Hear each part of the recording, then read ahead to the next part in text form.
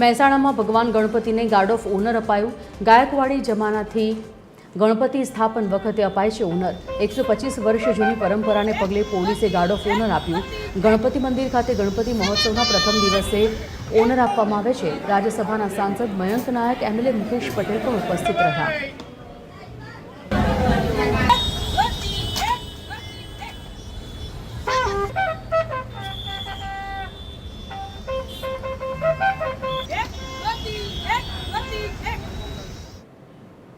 અને વિઘ્ન હર્તા કરતા એવા દાદાના આજે ઉમંગ અને ઉત્સાહથી આખા મહેસાણા શહેરના પ્રત્યેક નાગરિકો ગણેશ ચતુર્થીનો ઉત્સવ મનાવી રહ્યા છે।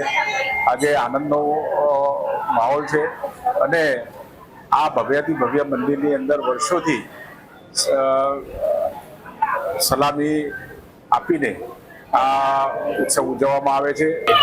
મહેસાણા ગણપતિ મંદિર આજથી 150 વર્ષ પહેલાંનો ઇતિહાસ છે અને અહીંયા આગળ સયાજીરાવ ગાયકવાડની સરકાર ચાલતી હતી એ વખતની પરંપરા છે।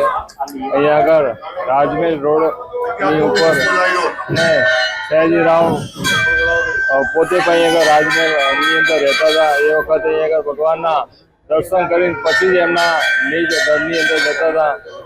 તો એ પરંપરા સયાજીરાવ જીવતા તે વખતની પરંપરા છે। અત્યારે હાલે પણ ભગવાનને ગાર્ડ ઓફ ઓનર આપીને સલામી આપીને પછી ભગવાન નગર યાત્રાએ જાય છે। રાજ્યસભા સાંસદ મયંક નાયકના સેવાલય ખાતે ભગવાન ગણેશની સ્થાપના કરાઈ। સતત બીજા વર્ષે ભગવાન ગણેશની સ્થાપના કરવામાં આવી છે અને આ પ્રસંગે ઓપરેશન સિંદૂરની સફળતા બદલ જવાનોનું સન્માન કરવામાં આવ્યું। મહેસાણા ધારાસભ્ય મુકેશ પટેલ, જિલ્લા ભાજપ પ્રમુખ ગિરીશ રાજગોર ઉપસ્થિત રહ્યા હતા। ઢોલના તાલે વિવિધ વિધાન સાથે ભગવાન ગણેશની સ્થાપના કરવામાં આવી હતી।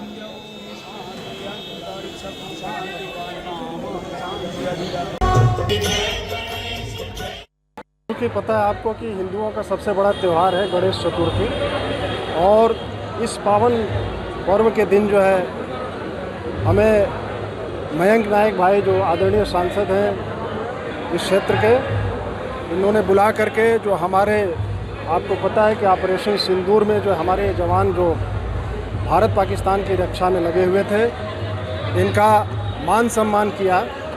इसके लिए मयंक भाई को मैं बहुत बहुत तहे दिल से धन्यवाद अपने बटालियन की तरफ से और सीमा सुरक्षा बल की तरफ से भी मैं उनको तहे दिल से धन्यवाद देता हूँ।